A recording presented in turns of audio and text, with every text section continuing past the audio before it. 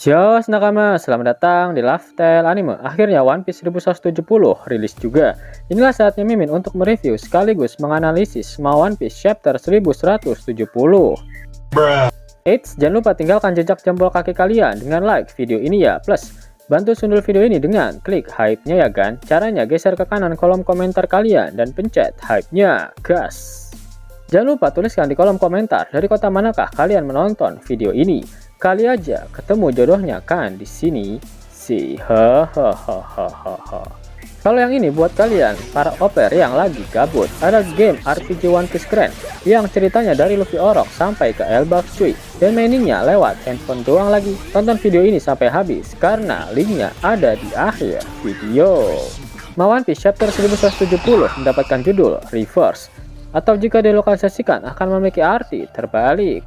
One Piece mendapatkan jatah cover request, di mana Oda kali ini menggambarkan Jinbei sebagai petugas stasiun kereta belut membagikan bekal bento kepada para penumpang. Para penumpangnya adalah versi lebih muda dari Luffy, Zoro, Sanji, Usopp, Nami, Chopper, dan Robin. One Piece chapter 1170 diawali dengan catatan dari editor, sebuah serangan dari Palu. Palu Ragnir tiba-tiba melesat dari dalam ruang penyimpanan harta dan menyerang Loki. Loki terjatuh, dia hampir tidak mampu menghindari palu tersebut. Walhasil Palu Ragnir menghantam dinding. Dari momen ini mempertegas jika kemampuan observation haki milik Loki memang benar-benar berada di level yang berbeda, karena Ragnir melesat sangat cepat dan Loki masih sempat menghindar. Loki sangat kesal, dia langsung berdiri dan berteriak ke arah ruang penyimpanan harta, sembari bersiap dengan palu miliknya jika tiba-tiba ada serangan lanjutan dari arah sana. Ya, siapa di sana? Siapa yang melempar palu ke arahku? Keluar kau, sialan! Loki berjalan ke arah pintu masuk ruangan penyimpanan harta dan heran karena ternyata tidak ada seorang pun yang ada di dalam sana. Loki tak memperdulikannya lagi karena saat ini dia harus segera memakan buah iblis legendaris itu. Namun Loki kembali dikagetkan dengan suara retakan yang terdengar sangat keras. Ternyata Ragnir sedang tergeletak di lantai, tetapi lantai di bawahnya mulai retak. Loki kembali dibuat lebih bingung dengan apa yang terjadi dengan palu itu. Retakan menjalar ke seluruh lantai dan membuat lantainya hancur. Lalu Loki pun berlari menjauh. Loki sangat tidak percaya jika palu yang tergeletak di lantai itu sangat berat hingga bisa menghancurkan lantainya. Loki berlari semakin kencang, menjauh dari lantai yang mulai hancur. Dia bertanya-tanya apa yang sebenarnya terjadi dengan kastilnya dan menganggap kastil tersebut sudah mulai rapuh. Lantai kastil akhirnya sepenuhnya runtuh. Loki berhasil selamat, namun dia kini tergeletak di tanah. Adegan kini memperlihatkan Harald yang sedang dikepung oleh raksasa pengawal kerajaan. Tangan kirinya memegang pedang, sedangkan tangan kanannya menggenggam kapak. Fix, udah jadi kayak Kratos nih si Harald. Harald ternyata melihat semua yang terjadi pada Loki. Dia memberitahunya jika semua aksinya pasti sia-sia. Karena buah iblis yang sudah menjadi harta nasional Elbaf itu, tidak ada seorang pun yang memakannya selama ratusan tahun. Di mana tidak ada yang pernah mampu memakannya, karena Ragnir tidak pernah mengakui siapapun. Loki terus berlari karena palu Ragnir selalu mencoba untuk menyerangnya. Harald kembali berkata, dengan kekuatan yang dia miliki sekarang. Ketika Harald sedang berbicara, diperlihatkan kapak milik Gaban dan pedang milik Shanks yang mengeluarkan kilatan hitam, bukti jika mereka sedang melapisi senjata mereka dengan Advanced Conqueror's Haki. Gaban dan Shanks berhasil memotong kaki kanan milik Harald menggunakan serangan yang dilapisi dengan Conqueror's Haki dan membuat Harald sangat terkejut dengan serangan dadakan tersebut. Gaban lalu menjelaskan kepada Shanks jika serangan tadi akan memberikan rasa sakit kepada Harald dan regenerasinya akan tertunda secara signifikan. Dan jika mereka terus melancarkan rentetan serangan ke arah para Knight of God itu, maka mereka bisa membuat kesatria abadi itu berada dalam kondisi tidak berdaya. Mereka yang bisa melapisi serangannya dengan haki raja adalah kelemahan dari makhluk-makhluk ini. Tutup Gaban. Harald menatap tajam ke arah Gaban dan bertanya apakah sekarang dia berani melawannya. Gaban dan Shanks kembali menebas Harald dengan serangan yang dilapisi menggunakan haki raja dan kali ini berhasil memotong kaki kiri milik Harald. Gaban pun menjawab, tentu saja, kau pikir kami akan membiarkan orang sepertimu yang sudah kehilangan akal sehat berbuat sesuka hati? Sangs bertanya kepada Gaban kenapa dia bisa mengetahui kelemahan dari para Knight of God. Gaban menjawab bahwa para Knight of God pernah datang lebih dari satu kali untuk merebut Sangs dari tangan bajak laut Roger. Kemudian diperlihatkan sedikit kilas balik dari pertemuan antara Knight of God dengan bajak laut Roger. Di sini anggota Knight of God yang datang diperlihatkan dalam bentuk siluet. Dia bertanya kepada kru Roger tentang anak berambut merah yang saat ini diasuh oleh mereka. Setelah mereka melihat bayi Sangs, anggota Knight of God itu yakin jika dia adalah anak dari kapten mereka dan meminta bajak laut Roger untuk segera menyerahkan anak itu pada mereka. Dengan senyuman yang lebar, Gaban menjelaskan setiap kali para Knight of God mencoba untuk mengambil alih Sangs dari mereka, dia selalu menghancurkan mereka dan mengusir mereka pergi. Mendengar cerita dari Gaban, Sangs mengingat perkataan dari salah satu anggota Knight of God bernama Somers, di mana dia pernah mengatakan hal yang sama seperti yang dijelaskan oleh Gaban barusan. Gaban kembali tersenyum karena cerita dari Sangs mengingatkannya kembali mengenai sebuah kisah dari masa lalu. Gaban sebenarnya juga terkejut saat mengetahui bahwa ada pasukan tempur di Tanah Suci karena dia pikir semua naga langit hanyalah sampah tak berguna. Sangs selalu menanggapi dengan berkata bahwa di dunia ini para naga langit itu hampir tidak pernah turun ke bawah. Mereka benar-benar percaya jika diri mereka adalah dewa. Dan hanya memikirkannya saja sudah membuat Sangs merinding, karena itu bisa saja menjadi seluruh hidup yang akan dia jalani selamanya. Gaban berkata jika itulah yang disebut dengan takdir. Yap, kata takdir kembali disinggung oleh Gaban kepada Sangs, di mana sebelumnya ketika mereka mandi bareng di rumah Gaban, dia menyebut Sangs sebagai anak yang ditakdirkan. Sebenarnya apa yang dimaksud oleh Gaban dengan takdir ini? Apakah ini berhubungan dengan informasi yang mereka dapatkan di Pulau Laftel? Ada beberapa hal menarik di panel ini. Percakapan antara Sangs dan Gaban mengenai Somers membuktikan jika Gaban dan Somers sudah sering bertarung di masa lalu, tapi Somers selalu berhasil dikalahkan oleh Gaban. Itulah mengapa Somers sangat ketakutan ketika mengetahui Gaban ada di Pulau Elbaf. Lalu dari panel ini terungkap jika Sangs sebenarnya adalah seorang yang kidal. Dia memegang pedangnya menggunakan tangan kirinya, dan ini membuktikan jika tangan dominan milik Sangs adalah tangan kirinya. Itulah alasan kenapa sarung pedang milik Sangs selalu berada di pinggang sebelah kanannya, tapi dia harus merelakan tangan dominannya itu dimakan oleh monster laut untuk melepas ikatan kontrak dengan Im Sama. Dan inilah alasan kenapa Mihawk sudah tak bernafsu bertarung dengan Akagami no Sangs, karena dia telah kehilangan tangan dominannya dan menganggap kemampuan berpedang Sangs akan jauh berkurang. Sangs dan Gaban kembali melompat untuk menyerang Harald, namun kali ini Harald mencoba untuk menyerang balik menggunakan kapaknya. Terlihat kaki Harald yang masih putus karena proses regenerasinya melambat.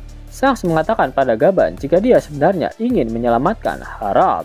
Namun Gaban menanggapi dengan mengatakan bahwa Sangs lah yang telah memberitahukannya mengenai kehancuran yang didapatkan apabila seseorang menjadi bagian dari Knight of God. Di sini Gaban kembali tersenyum dengan mengatakan jika satu-satunya harapan mereka saat ini adalah Loki. Sangs hanya terdiam, tapi perkataan Gaban ini memang penuh dengan makna tersembunyi. Gaban bisa menggunakan future sight, dan apakah dia telah melihat masa depan jika Loki akan bisa mengalahkan Harald yang memiliki kemampuan immortality? Adegan kemudian kembali memperlihatkan Loki dan juga Ragnir. Loki berteriak di depan Ragnir, memintanya untuk segera menyingkir dari jalannya. Namun palu Ragnir tetap tidak mau bergerak.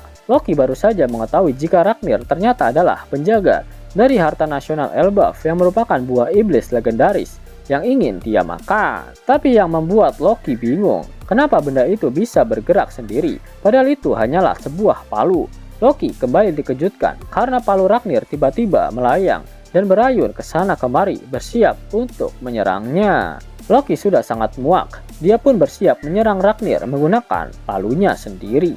Kilatan hitam keluar dari palu milik Loki, menandakan jika Loki melapisi serangannya dengan Advanced Conqueror's Haki. Palu milik Loki dan Ragnir pun saling berbenturan, Namun palu milik Loki langsung hancur berkeping-keping akibat benturan tersebut. Loki berteriak meratapi palunya yang hancur, sedangkan Ragnir terpental dan tergeletak di tanah.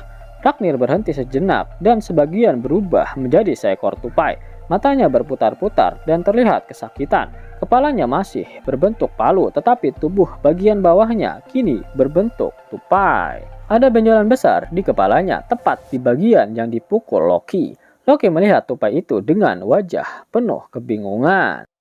Ragnir versi tupai itu pun menggerutu dan marah pada Loki. Adegan kembali memperlihatkan Harald yang saat ini sedang mengamuk dan menyerang seluruh raksasa pengawal kerajaan yang menghalangi jalannya. Thanos bertanya pada Gaban apa yang harus mereka lakukan untuk mengakhiri Harald yang semakin barbar. Gaban berkata jika lawannya kini juga menggunakan Conqueror's Haki, dan ini kali pertama untuknya melawan anggota Knight of God yang juga memiliki haki raja. Jarl berteriak dan memerintahkan seluruh prajurit kerajaan untuk menahan Harald selama mungkin, karena dia tidak boleh mendapatkan buah iblis legendaris itu. Harald melanjutkan amukannya. Dia menghabisi seluruh prajurit kerajaan yang mencoba menghalanginya. Tubuhnya diperlihatkan tertusuk oleh pedang dan tombak milik prajuritnya sendiri. Adegan kemudian kembali memperlihatkan Loki. Ragnir dalam wujud tupai akhirnya mengakui Loki. Kotak harta telah terbuka dan buah iblis berada di tangan Loki. Kotak harta yang besar menyesatkan karena di dalamnya ternyata hanya buah iblis berukuran normal yang terlihat sangat kecil di telapak tangan Loki. Buah iblis tersebut memiliki tangkai yang tampak normal, tetapi bagian buahnya terlihat berduri. Loki memakan buah iblis itu, terlihat seperti dia sedang menelan pil obat. Loki menumbuhkan cakar yang tajam dan sesuatu yang tampak seperti rambut berduri atau duri yang ada di punggung. Wujud Loki berubah menjadi siluet raksasa tanpa bentuk yang jelas, sehingga kita tidak bisa memastikan makhluk apa dia sebenarnya sekarang.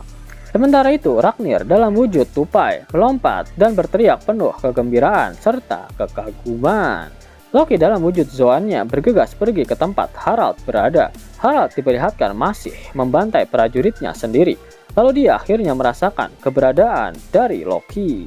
Harald sadar jika Loki sudah memakan buah iblis legendaris itu dan memintanya untuk memperlihatkan kekuatan legendaris dari buah iblis itu kepadanya. Loki menyerang Harald dengan cakarnya dan membuat dia terpental. Harald langsung bangkit namun dengan bekas luka cakar di tubuhnya. Loki kembali menyerang Harald dan membuat kepalanya tercabik-cabik. Kita benar-benar tidak diperlihatkan bagaimana wujud Zoan dari Loki. Semuanya hanya terlihat sebagai bayangan, dan kini dia terlihat menggunakan wujud hybridnya. Loki kembali ke wujud manusianya dan bersiap menyerang Harald menggunakan palu Ragnir. Terlihat kilatan hitam kembali keluar dari serangannya. Itu artinya Loki bersiap menyerang Harald dengan Advanced Conqueror's Haki. Ternyata Harald mendapatkan kembali sedikit kesadaran atas dirinya sendiri. Dia pun berkata dengan nada kelelahan, "Seperti yang kuduga, Loki, di dalam dirimu mengalir darah seorang penakluk." Yap, Harald merujuk pada Loki yang ternyata juga memiliki Hausoku Haki. Loki menghentikan langkahnya karena dia menyadari ayahnya kembali mendapatkan kesadarannya. Namun Harald meminta Loki untuk tetap menyerangnya karena semua ini hanya sesaat saja dan jangan sampai Loki tertipu dengan ini. Harald juga meminta Loki untuk melihat ke sekelilingnya. Yap, para prajurit kerajaan tewas karena kebrutalan dari Harald dan apa yang telah dia lakukan sudah tak bisa mendapatkan pengampunan. Loki berteriak dan menganggap semua perbuatan yang ayahnya lakukan karena dia saat ini sedang dikendalikan. Harald menjelaskan jika dia tidak sepenuhnya dikendalikan, tapi lebih tepatnya pikiran-pikirannya sendiri sudah mulai jatuh ke bawah pengaruh makhluk itu. Bahkan Harald saat ini sudah mulai menganggap dirinya sendiri sebagai dewa. Harald yakin jika Loki bisa memimpin Elbaf dengan kehormatan bersama dengan kakaknya, dan Harald meminta Loki serta Hajrudin agar bisa hidup dengan rukun. Loki berteriak menganggap Harald adalah ayah yang terburuk karena menyuruh anaknya sendiri untuk mengakhiri hidupnya. Saat momen Loki mengatakan hal ini, diperlihatkan Shanks dan Gaban yang duduk di dekat Jarl. Shanks menundukkan kepalanya seraya mengerti apa yang saat ini sedang dirasakan oleh Loki. Loki kembali melanjutkan perkataannya, bahkan orang tua paling kejam sekalipun tidak akan pernah menyuruh anaknya melakukan hal seperti ini. Harald lalu mengatakan sesuatu hal yang hampir saja lupa dia katakan. Dia berterima kasih kepada Loki atas insiden yang terjadi pada Ida. Loki terkejut dan bagaimana ayahnya bisa mengetahui penyebab sebenarnya kenapa Ida bisa meninggal. Harald berkata, membakar desa para pembuat bir tidak akan mengembalikan Ida, tapi aku sungguh menghargai perasaanmu karena kau memang benar-benar mencintainya. Harald merasakan sesuatu dari tanda perjanjiannya dengan Im Sama. Dia meminta Loki untuk segera menghabisinya karena dia merasa makhluk itu sebentar lagi akan kembali mengambil alih tubuhnya. Loki kembali mengayunkan Ragnir dengan melapisinya menggunakan Advanced Conqueror's Haki. Dia pun berteriak, aku akan menyimpan dendam padamu soal ini, sialan. Karena memaksaku melakukan pekerjaan kotor seperti ini. Harald pun tersenyum untuk terakhir kalinya kepada Loki. Dan dia pun berkata, aku juga. Aku mencintaimu. Yap, apa yang dikatakan Loki tentang menyimpan dendam dan sebagainya oleh Harald justru dipahami sebagai ungkapan sederhana, aku mencintaimu dari Loki. Itulah sebabnya dia membalas dengan, aku juga, aku mencintaimu. Sebuah kebalikan sepenuhnya dari apa yang dikatakan Loki. Itulah asal judul chapter ini, Urahara, yang berarti berlawanan atau terbalik. Loki melapisi Ragnir dengan Hosoku Haki, lalu menghantam Harald dengannya. Sebuah petir raksasa menyambar dan menghantam kastil Aurus. Dalam sebuah halaman ganda penutup yang epik, Loki menghantam tubuh Harald dengan Ragnir. Harald tersengat oleh petir, dan serangan tersebut menghancurkan seluruh bagian tengah tubuh dari Harald. Loki menangis jadi-jadinya. Kilas balik dari pertemuan pertama antara Harald dengan bayi Loki pun diperlihatkan. Harald pun menutup matanya untuk yang terakhir kalinya. Dengan kata-kata terakhir dari Harald, yang terpenting adalah masa depan Elbaf. Catatan penutup, menitipkan harapannya. Pertarungan antara Loki melawan Harald telah mengkonfirmasi banyak hal yang sangat menarik. Ragnir adalah senjata yang memakan buah iblis tupai. Tapi jika dilihat dari penampakannya, tupai Ragnir sepertinya adalah tupai normal dan bukan makhluk mythical Zoan. Lalu dari mana kekuatan petir yang muncul setiap kali palu Ragnir dihantamkan? Dari panel ini sudah jelas jika petir yang muncul adalah petir asli yang berasal dari alam. Itu berarti kekuatan ini adalah kekuatan spesial yang dimiliki oleh palu Ragnir itu sendiri, mirip seperti pedang Enma milik Zoro. Lalu apa sebenarnya buah iblis legendaris yang dimakan oleh Loki? Dari wujud bayangan yang sudah diperlihatkan, kita bisa mengetahui jika Loki memiliki cakar, leher yang panjang, dan juga punggung ataupun rambut yang menyerupai duri tajam. Dari detail yang sudah diperlihatkan, wujud Zoan milik Loki memang sangat mirip seperti Nidhogg, sosok naga dalam mitologi Nordik yang terus menggerogoti akar dari pohon Yggdrasil. Jika kalian perhatikan lebih detail lagi, salah satu mimpi buruk dari anak-anak raksasa Elbaf adalah monster Nidhogg. Pada menggambarkan ini bukan tanpa alasan karena Loki memang pengguna buah iblis Nidhogg tersebut. Jika benar buah legendaris Elbaf adalah salah satu buah iblis yang dicari oleh Sebek untuk bisa menguasai dunia, itu berarti buah iblis ini bersama dengan buah iblis Nika merupakan dua kunci utama untuk bisa mengalahkan Im Sama. Luffy dengan buah iblis Nikanya dan juga Loki dengan buah iblis Nidhogg-nya akan beraliansi untuk menghancurkan pemerintah dunia dan juga Im Sama. Yang lagi bingung cari game One Piece mengkeren dengan grafik aduhai tapi maininnya di handphone. Mimin ada rekomendasi game One Piece super keren nih, One Piece Fighting Path. Game bergenre petualangan dan action, benar-benar bikin nagih guys. Ceritanya dari Luffy brojol sampai lawan Kaido di Wano Kuni, dan gamenya bakalan diupdate terus sampai Elbaf cuy. Buruan download gamenya, link ada di pin komentar video ini ya nakama. Sebelum Mimin masuk ke dalam pembahasannya, Lasker Anime yang berkolaborasi dengan Mystic Society kembali mengeluarkan kaos terbaru nih, yaitu desain Zoro dalam mode Asura loh. Keren banget pokoknya. Gak percaya? Silahkan dicek di short videonya.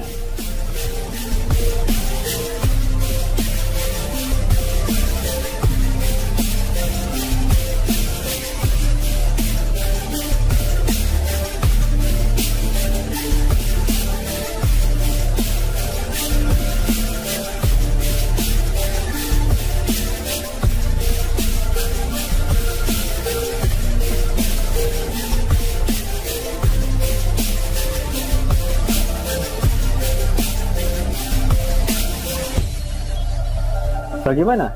Keren kan?